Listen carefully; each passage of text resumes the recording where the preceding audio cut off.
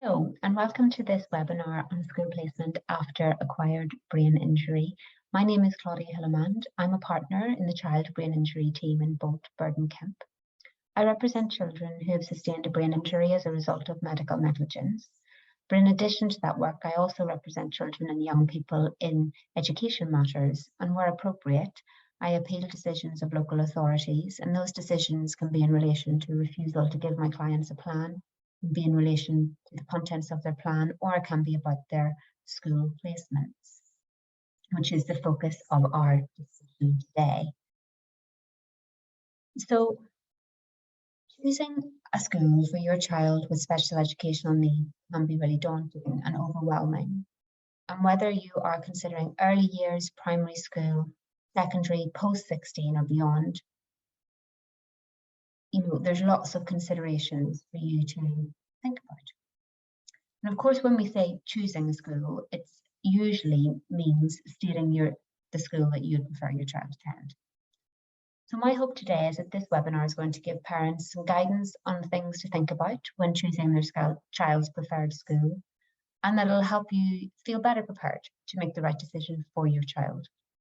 So I'm going to discuss the types of placements that are out there, choosing the right school with or without an education and healthcare plan, the annual review process, and tips for school placement.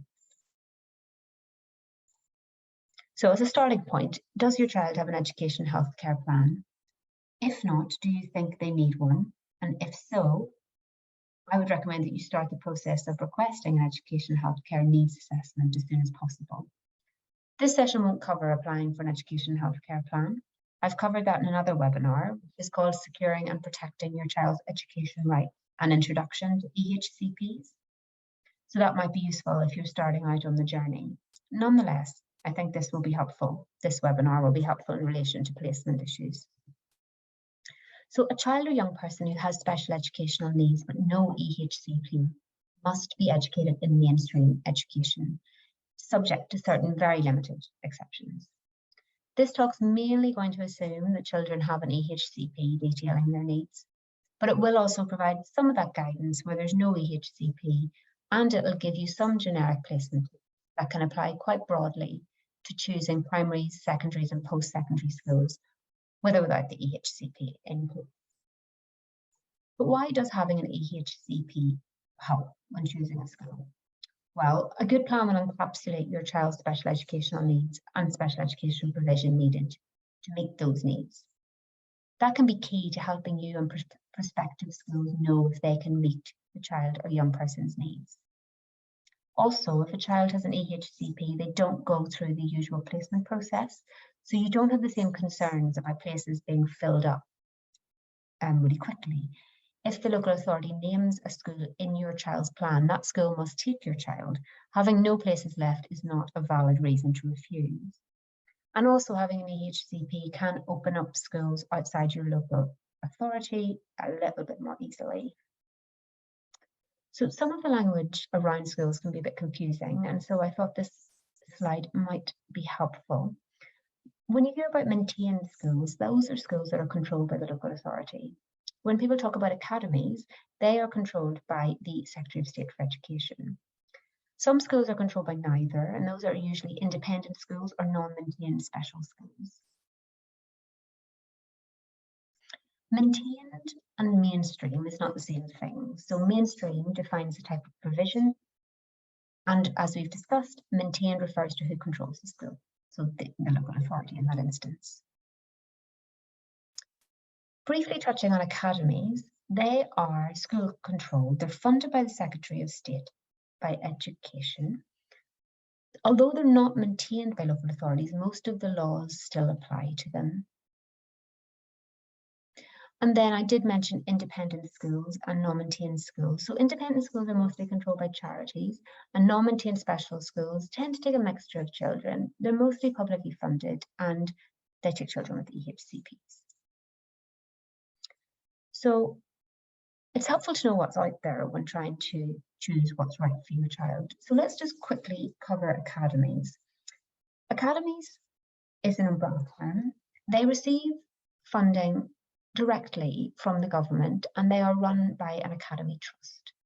They have more control over how they do things in community schools, but they're still inspected by Ofsted, and they still have to follow the same rules on admissions, special educational needs, exclusions, and students sit the same exams. Under this academy umbrella are free schools. A free school is a type of academy which is free to attend but is not controlled by the local authority.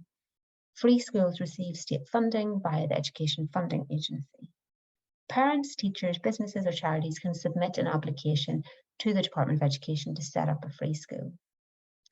UTCs offer secondary age education for key stage 4 to 5, so 14 to 18 usually. Some start earlier at key stage 3.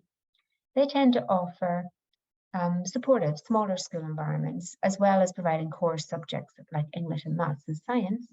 Each UTC has a link to one or more specialisms, like technical specialisms, and they're linked to local industry partners.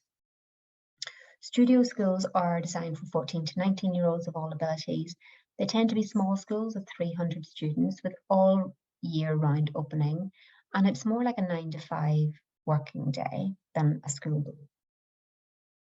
Others I've named up there are academy special schools, alternative provision academies, and academy boarding schools. So when we talk about maintained or state schools, we are talking about the list on that slide. So mainstream, special unit within mainstream, special schools, dual placements, APs or PRUs, residential placements, home education, hospital schools, post-16 institutions, and 19+ provisions. There's lots there that can fall under maintained. If we start with mainstream, mainstream is defined as a school other than a special school. There's a fundamental principle underpinning the law that where a parent of a child with special educational needs or a young person with special educational needs wants a place in a mainstream setting, it must never be denied on the basis that mainstream is unsuitable or that their needs or disabilities are too great or too complex. That is known as the right to mainstream education. And I think a lot of that's reflected in the fact that in the statistics for 2022, 40.5% of pupils with EHCPs were in mainstream schools. Children without EHCPs must be educated in mainstream. There's very few exceptions, as I said. For example, you may want to pay for an independent school or homeschool. But the local authority must not put a child without an EHCP in a special school, except in very, very limited circumstances, and they need prior consent of the parents of the young people. If you have an EHCP, the local authority can only refuse to place in mainstream if that is your preference, or if it would be incompatible with efficient education of others, and there are no reasonable steps the LA could do or take to avoid this. So that means that an LA can't send your child to a special school if it's not what you want, even if it's supported by professionals. But I suppose what I would urge is for you to consider if in fact mainstream is the best option in those circumstances. There is a range of staffing and resources and curriculums in mainstream, and so I'd urge you to think about the things up on the slide, like what resources are available? Will my child have a peer group? What's the school focus and expectations? Is the environment safe for my child? What are the adult-to-child ratios? What are the staff qualifications? What kind of experience do the TAs have? What's the culture and attitude of the school? Is it right for my child? You can't assume that every teacher will be equipped and trained to effectively teach a child with special educational needs in mainstream.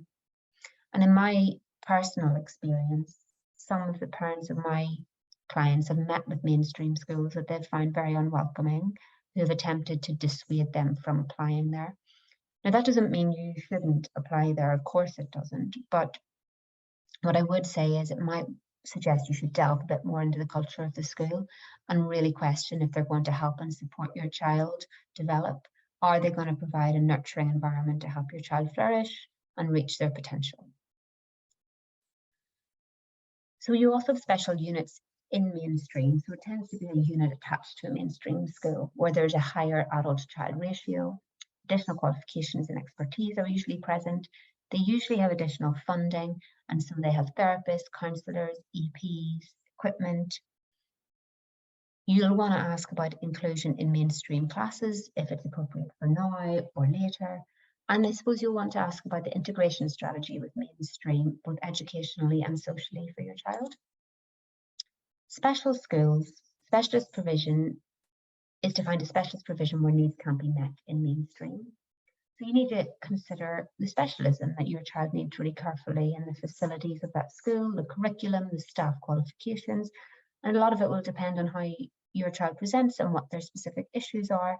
For example, if they have ASC, if they have dyslexia, that will inform different kind of specialist environments that might be suitable. They tend to have additional professionals like therapists, counsellors, visually impaired teachers, hearing impaired teachers. And in 2022, 34.8% of pupils with EHCP were in special school. Dual placements can be right for some children, but if your child struggles with transition or change, it could be hugely disruptive. So it's sometimes suggested that a dual placement is appropriate between special and mainstream schools, particularly for young children. It's broadly believed that the complexity of attending two schools at secondary level can become a bit too challenging, not just for the child, but also for staff.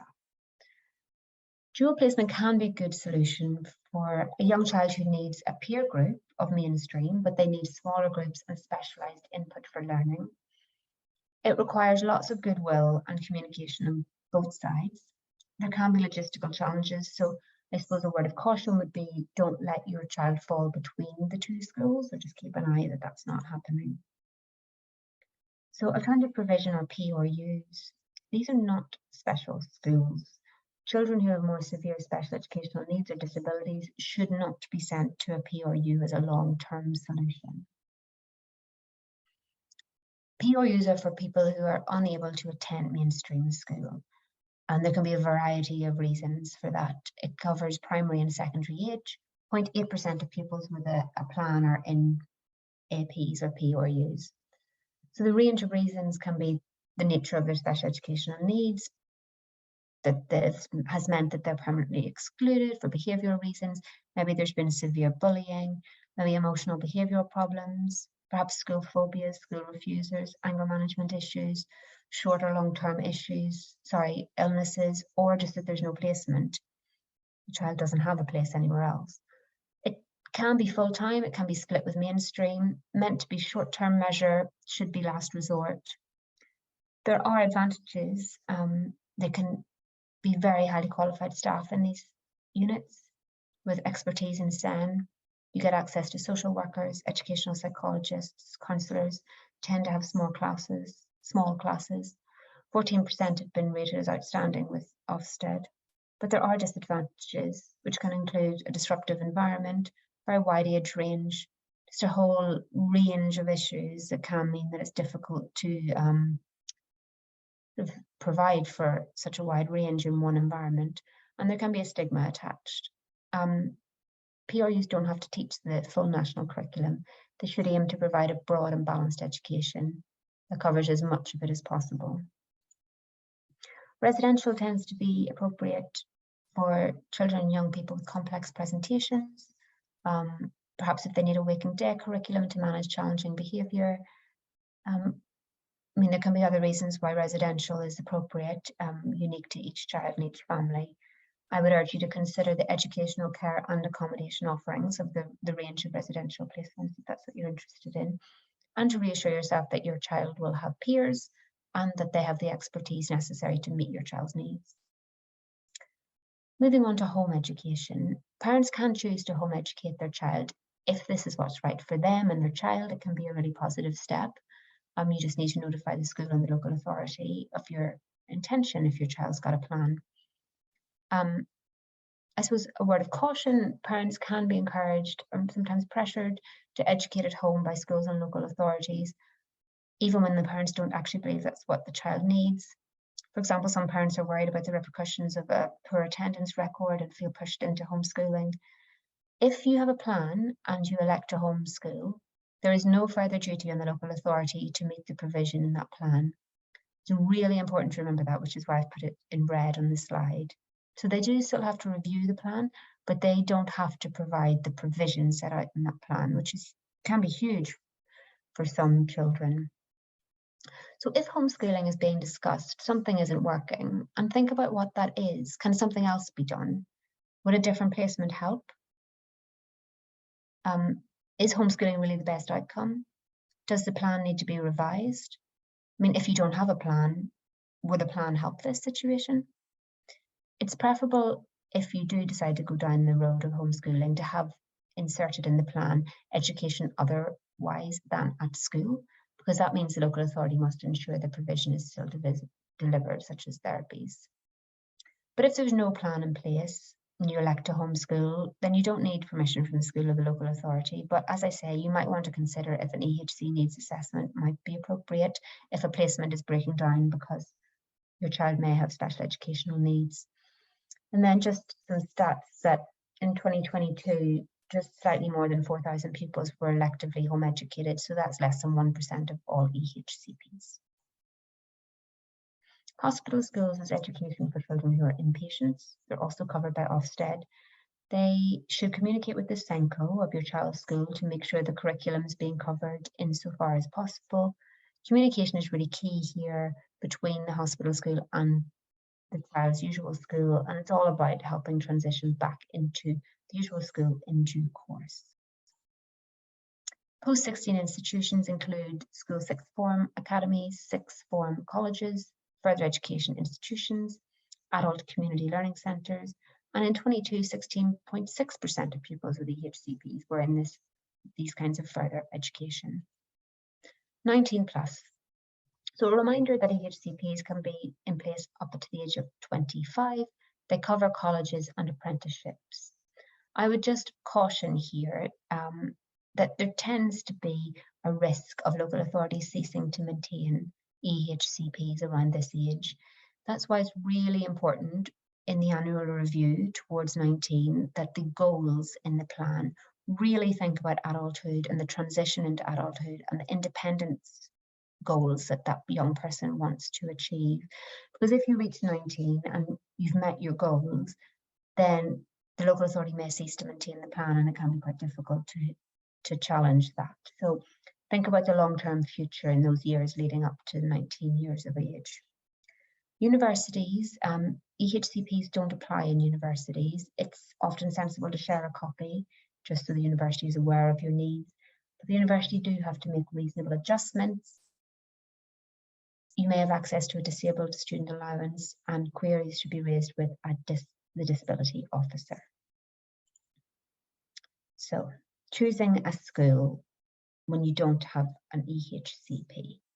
So a child or young person who has SEN but no plan must be educated in mainstream education, except in very limited circumstances.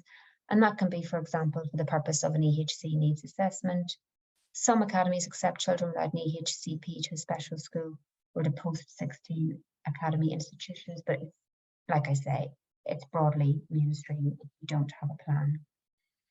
Places in units which are attached to mainstream fill up really quickly. They're usually in really high demand, so you're unlikely to get in there unless you have a plan. So without an EHCP, support will be through SEN support, which involves identifying your child's needs, making a plan, putting it in place, reviewing it, and if there's no progress or there's not the expected progress, then you press on with an EHC needs assessment. Choosing a school with a plan. So pupils with an EHCP are not subject to the usual admissions process.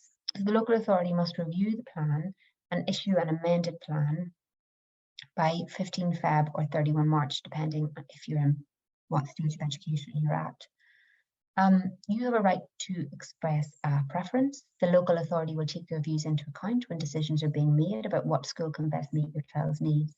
And so your preference is likely, depending on where you are, to be a maintained school, an academy, a non-maintained special school, further education institution, or an independent school. Touching briefly on independent schools, if that is your preference. The onus is on parents to prove that none of the schools the local authority can offer can meet the child's needs, or that cost will not reasonably constitute unreasonable public expenditure. So there's no obligation for your child to be placed in the best school for them. It's what is necessary, is what the law states. If you want to go to your child to go to an independent school, I would get professional advice from therapists, educational psychologists to support that placement. You may also want to get an education consultant to visit all of the other schools to work up clear evidence why they will not meet your child's needs. All of that takes time, so I'd recommend starting that quite quickly and definitely over a year before your child is due to move, because there can be delays in getting reports. You want to share those reports with the prospective school. You also want to make sure the school has time to accommodate some visits from you to meet your child. So it's definitely best to plan ahead. So timeframes for school placements, you usually make your request following the annual review the year before your child moves.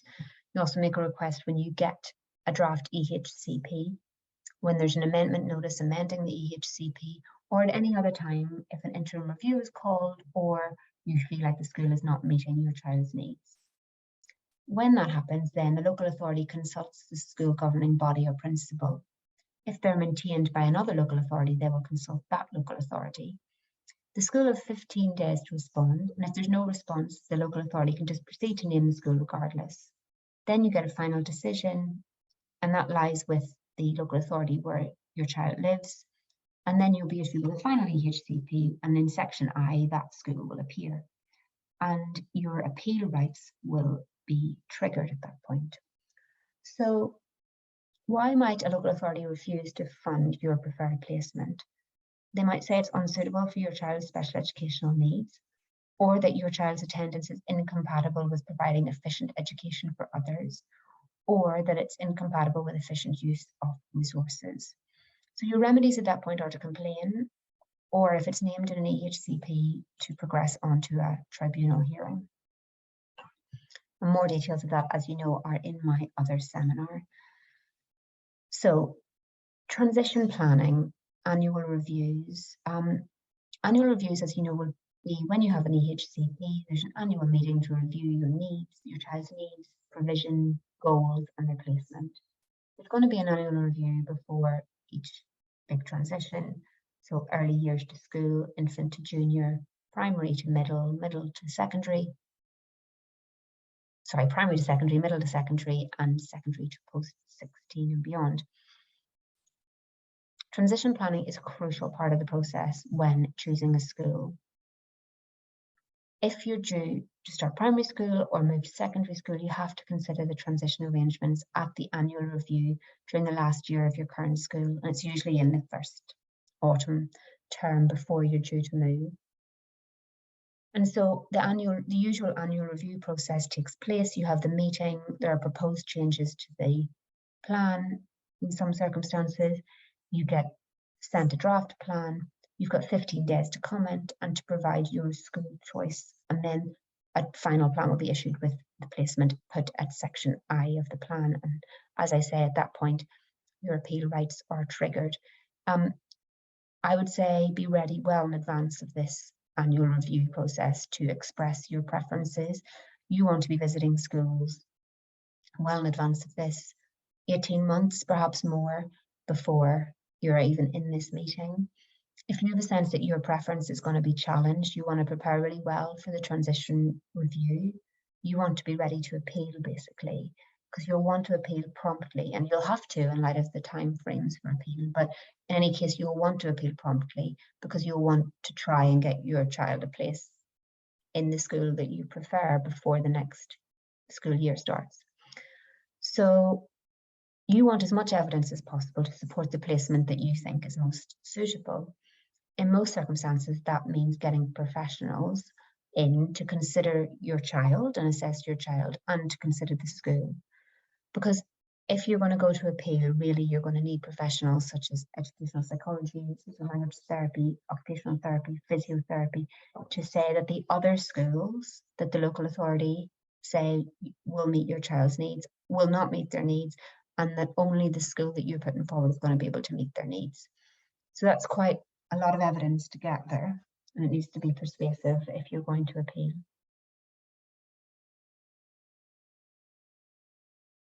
So yes, before the annual review, be prepared, do your homework on school choices. Ensure you have updating evidence, whether that be medical, NHS therapy reports, maybe diaries, videos if your child's behaviour has changed. Again, if you can have private reports and if you're in a position to fund those, that's great. Do that. If you can invite the private therapist to attend the annual review, brilliant. That's also really helpful. You might want to get some input from an education consultant to help you visiting the schools in your local area, just to ascertain which ones can and can't meet your child's needs. But that's not possible financially for everybody. But I mean, if you can afford their input, that can be really helpful, although not essential. We've touched already on why it's really important for goals to be stretching the child and you to have a really clear idea of what independence goals that you want your child to achieve are, so that the schools that you want your child to go to can look at those and say, well, are we in a position to help this child meet those goals? And when you've done all of that and visited the schools, it might be sensible to invite the SENCO from your preferred school to the annual review. So when you're going around looking at all these schools, it can be helpful to have some placement tips in mind.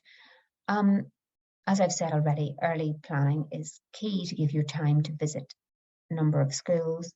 Have a checklist, have a table, a chart, a spreadsheet, whatever works for you to compare the different schools and how they rate against each other and how they rate against factors that are important to you and your child. You might want to do pros and cons, a summary of how you felt when you left, chart what your child's special educational needs are as set out in their plan and how that school could meet their needs. Have a list of questions. Don't be afraid to ask them. You need to know now, not later. Share information. So bring the EHCP, bring reports from professionals, bring medical reports. Explain what's working, what's not working. What could they do to help address things that aren't working? Meet with the SENCO and try and arrange a visit maybe on like quite a typical school day so you can really get a sense of what school life is like as it happens. If possible, maybe one visit with your child, one visit without. Ask about the number of pupils with an EHCP and how many are on SEND support. How many other children at the school with similar diagnosis to your child? Be open-minded. Perhaps try not to rule out schools which may not have the best reputations without having visited them first, but also be realistic. What do you expect your child to be able to do when they leave school? So it's about being honest with yourself and then asking if the school is going to be the right place to help your child achieve that. Ask about how your child might be supported in sports lessons and clubs. What else is on offer outside the classroom? How would they be supported on school trips? What lunchtime and after school clubs are available? Would they be accessible to your child? If not, what adjustments can be made to make them accessible? What's the school's anti-bullying policy? How far away is the school? How would your child get there? Is fatigue a factor? Do you need to think about preserving energy for learning and not using it for traveling? You can get lots of information about the culture from documents that are readily available. So these can be things like the prospectus, Ofsted reports, the school's own website, their SEN inclusion policy, behavioural policy, complaints procedure, achievement and attainment tables, their magazine. So get an idea, are they academic driven? Are they more holistic? What's right for your child? Some other things to ask and look out for. Class size. Does the building echo? Is it noisy? Will that bother your child? Is it easy to navigate? Is it old? Are there lots of steps? Is your child a wheelchair user? How accessible is it? How far will they have to travel between classes or to lunch? Will this impact on fatigue? Look at the school, the general physical school environment to see if it's appropriate for your child. Are there any sort of noise, movement, lighting, sensory issues that need to be taken into consideration? What are the areas of recreation like? Are there sensory concerns there? Are they accessible? What's the main entrance like? Is there a quieter side entrance your child could use to avoid the hustle and bustle? How are lesson times heralded? Is it a klaxon? Would this upset your child? How can that be managed? Is there a safe and quiet space for your child to retreat should the need arise? Are the school open to finding one if there's not one immediately obvious? Is there a therapy space? If there's not a dedicated therapy space, and often there isn't in schools, mainstream schools, for example, but there's a staff room, there's music rooms, there's sometimes empty classrooms. Are they open to using spaces that are free to support your child? Have the conversation. You'll get a sense of how willing they are to accommodate your child. And that's so important, just to ask those questions, because there will be issues that arise if your child's going to go to the school. So you need to know you can have an open and frank dialogue, and that there's going to be a willingness to meet you in the middle. And also, whilst you're walking around, I suppose, if it's going well, think about the provision that could be in your child's plan to help with any of the issues that this school might present. So I don't know, ear defenders for helping with the klaxon. I know in primary schools we've looked at quiet spaces being provided in the library in the classroom, a little pop-up tent actually in the classroom, just to retreat away from the sensory overload and the hustle and bustle. Schools will sometimes allow you to observe classroom lessons. You can always ask. It might not be possible, but why not ask? Watch and listen and try and understand whether the teaching methods could be adapted to your child, or if they need to be at all. Whether the academic levels expected will be suitable for your child. Also see what playtime is like, and ask how progress is measured. Is it solely academic, or is it more holistic than that? A few other things. Do you feel welcome? Are the children engaged and upbeat? Does the school seem well organised? What are the displays like? Do they include children of all abilities? It's amazing how much you can just pick up from being in a space. So kind of look around you and absorb it. Staffing and training. How approachable and experienced is the SENCO? What lines of communication can you have with them and their child's teachers and your child's teachers? How many of the school staff have specialist training in brain injuries? If so, what was that training? How recently was it undertaken? If they haven't had any, are they open to it? How are learning support assistants deployed? Are they used to increase independence rather than reduce it? What access do the school have to educational psychologists, specialist advisory teachers and therapists? Who are they and how often do they come in? How much time will they have with your child? And that's also linked then to maximising provision in your child's education healthcare plan to lock in and secure specific slots of time with therapists. Specialist facilities, IT equipment. What kind of IT equipment does the school make available for children with SEN? Are there touch typing programs offered? Is there eye gaze? Is there software for voice recognition? Do they have sensory rooms, pools, quiet rooms, specialist equipment, rebound therapy, space for your child's own equipment? What experience does the school have of arranging extra support for children with special educational needs in exams, such as extra time, use of laptops, use of a prompt, use of a scribe, use of a quiet room? Are there systems in place to ensure children receive good notice of any changes in routine? And how are life skills and independence developed? That's really important. How do they support independence and transition into adulthood? What support would they offer for post-16 steps? What are their views on independent supported living? What do they do to develop independence skills? And social skills, are there any small group activities for developing social skills? How often do they meet? So these are all just some things to think about. They're going to vary massively according to your child and their needs, but hopefully they will serve as good prompts when you're considering placements. So what we've covered today is the benefit of having an EHCP when choosing a placement, the type of school placements that are out there, the legal process and the time frame, and tips when you're visiting schools and things to look out for.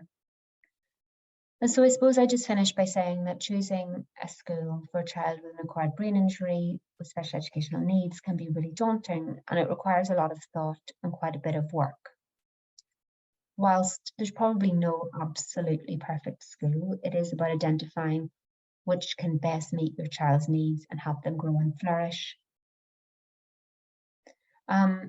I think it's also just about the culture of the school and the can-do attitude, and you feeling that you can develop a good rapport with them and work well with them. I really hope that this was helpful for those of you who are considering school placements or at times of transition, or if you're thinking that the current placement isn't suitable and thinking about changing your child's school. I'll put my contact details there. If I can help, I'll be very happy to. Questions about EHCPs and appeals will hopefully be covered in my other seminar, Protecting Your Child's Education Rights and Introduction to EHCPs. So I wish you all the very best in your search for a school placement, and I do hope that this was helpful in your journey. Thank you.